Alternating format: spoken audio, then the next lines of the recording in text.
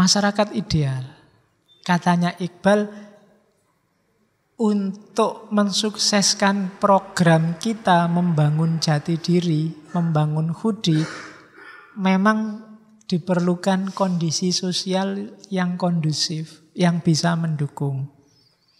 Paling tidak, cirinya situasi sosial yang mendukung itu, katanya Iqbal, minimal.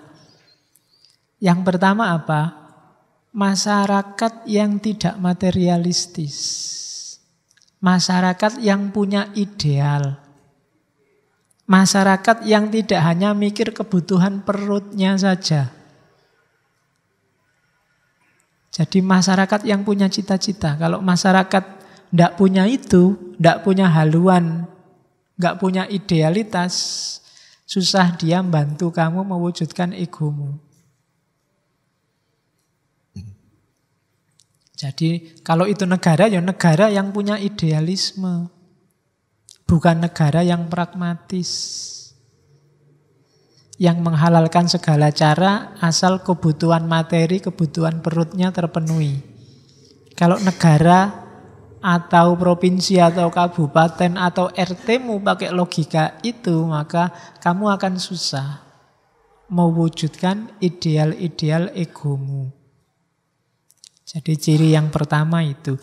Ciri yang kedua, leadernya harus inspiring. Pemimpin menentukan. Bukan leader yang tiap hari dikte kamu. Bukan leader apalagi yang sebaliknya, yang cuek pada dirimu. Tapi perilakunya, kata-katanya, kebijakannya memacu kreativitasmu. Itu berarti dia inspiring. Jadi situasi sosial, kondisi sosial yang dipimpin oleh seorang inspiring leader. Termasuk yang minggu lalu, charismatic leader. Itu penting untuk membantumu mewujudkan, merealisasikan idealisme egomu. Yang ketiga, punya tatanan yang jelas, kode moral dan hukumnya jelas. Kalau negara, aturan dan normanya nggak jelas, kamu akan sulit. Kreatif susah, punya gagasan, cita-cita susah. Menurutmu benar, tiba-tiba disalahkan. Menurutmu sudah lurus, ternyata kok ya salah. Kenapa? Karena aturannya nggak jelas. Oke, itu yang ketiga. Yang keempat, ya punya ideal bersama. Masyarakat ini punya cita-cita bareng. Mari kita bentuk masyarakat yang saling menghargai. Ya, ini namanya cita-cita bersama. Kalau ininya nggak ada, masing-masing anggota punya cita-cita sendiri, ya kamu akan susah membangun jati diri, mewujudkan dirimu seperti apa. Selanjutnya, masyarakat yang bisa menaklukkan SDA dan SDM. Modal sosial dan modal materialnya. Kalau masyarakatnya masih, nama ndak bisa menaklukkan itu kan masih bodoh, ndak pinter. Modalnya apa tapi dibohongi orang terus.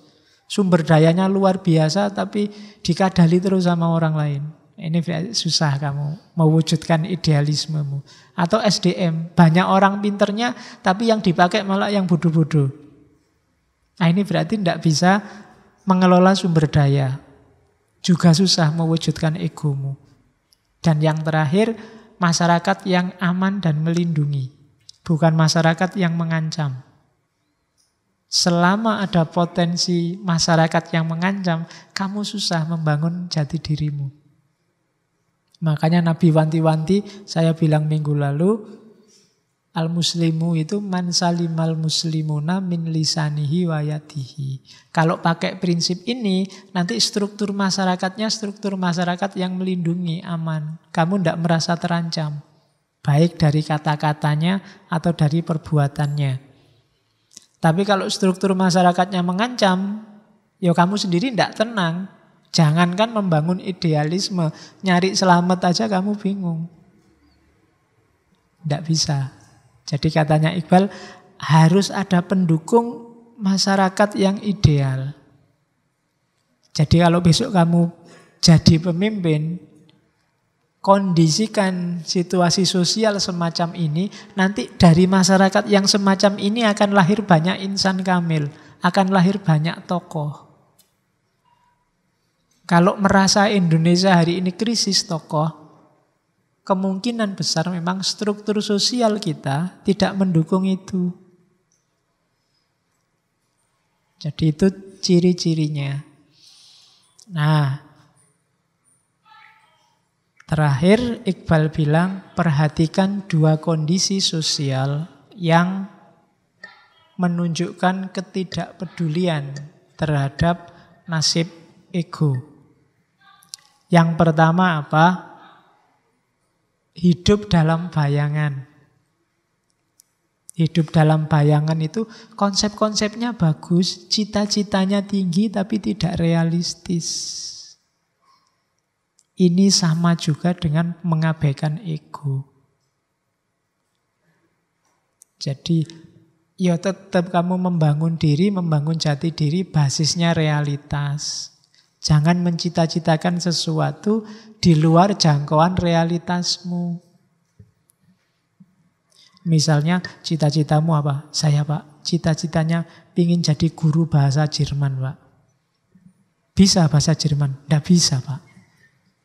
Itu kan berat, kamu belajarnya lama. Apalagi sekarang kuliahnya bukan di fakultas bahasa. Jadi idealisme ya, cuma bangunlah secara realistis. Jangan bayangan saja. Ketika itu bayangan saja, kehidupan duniamu tidak teropeni. Ciri pertama. Ciri kedua kebalikannya. Idealisme yang dibangun material saja, berdasarkan realitas saja. Bapak saya tani, punyanya sawah, ya tani Pak, mau apa lagi. Nah, ini terlalu realistis. Jadi harus imbang. Kalau kamu dari tani ke tani tidak ada perkembangan. Itu sama dengan tidak peduli ego juga. Harus punya cita-cita yang lebih tinggi, tapi jangan ketinggian. Meskipun Bung Karno bilang, gantungkan cita-citamu setinggi langit. Kalau jatuh, jatuhnya di bintang-bintang. Cuma di bintang tidak ada kasurnya, kamu masih jatuh lagi ke bawah. Ya, kalau mau cita-cita setinggi langit, sambil naik ke langit, bawalah kasur. Nah itu realistis. Kalau jatuh, kamu jatuhnya di atas kasur. Jadi idealisme tapi yang realistis. Oke, saya kuliahnya di UIN Pak. Cita-cita saya Menteri Agama, itu realistis. Saya kuliahnya di UIN Pak. Pinginnya cita-cita Menteri Pertanian Pak. Itu susah. Bukan bidangmu. Ya kecuali kamu lewat partai. Ya memang begitu Pak saya. Jadi strateginya besok saya masuk partai. Oh kalau gitu enggak apa-apa. Ya. Oke. Atau loh, di tafsir itu Pak, bisa juga Pak ngurusi pertanian. Nanti habis kita nanam, kita doakan bersama. Oh ya, apa-apa. Yo, tidak apa-apa lah ya, sing waras ngalah pokoknya. Oke, jadi ya jangan sampai kita tidak peduli pada ego.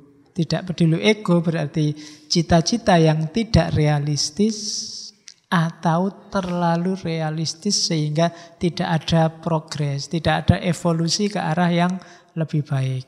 Itu trouble pasti. Oke. Terakhir, itu kalimatnya Iqbal, sengaja saya kutip. Ini kayak Ronggo Warsito, dia salah satu yang bisa meramal akhir hidupnya. Jadi sebelum dia meninggal, dia punya 2 puisi. Yang pertama itu, melodi perpisahan, mungkin menggema, mungkin juga tidak. Angin barat mungkin berhembus poi, mungkin juga tidak lagi. Hari-hari sang fakir ini menjelang akhirnya. Pujangga yang lain akan tiba. Tapi mungkin juga tidak. Ada puisinya yang lain. Bahkan saat aku pergi dari dunia, setiap orang akan berkata, aku mengenalnya. Kebenarannya adalah mereka tidak tahu apa-apa. Siapa orang asing ini, apa yang ia katakan, dan kapan ia datang.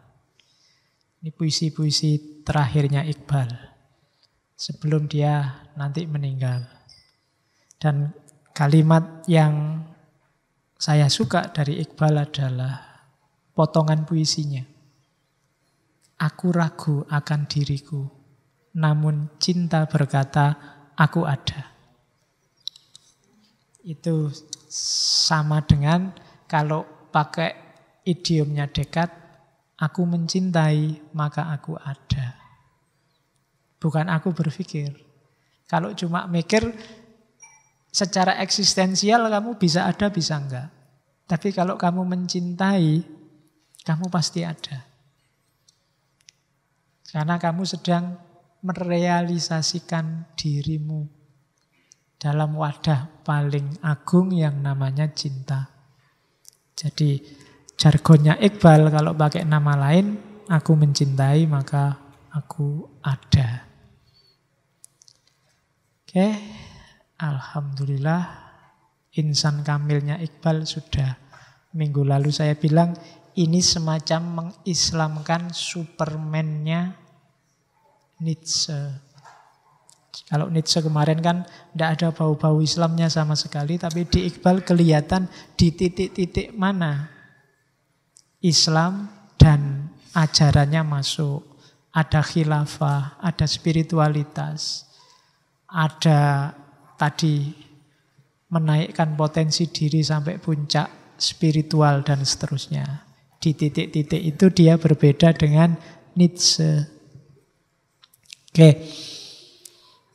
Minggu depan kita ngomong gaya yang lain lagi tentang manusia istimewa. Kita ketemu intelektualisme. Kita ketemu rausan fikirnya Syariati. Setelah itu minggu terakhir November kita tutup dengan insan kamilnya Ibnu Arabi. Oke, saya akhiri sekian. Kurang lebihnya mohon maaf. Wallahul muwafiq. Wallahu a'lam bissawab. Wassalamualaikum warahmatullahi wabarakatuh.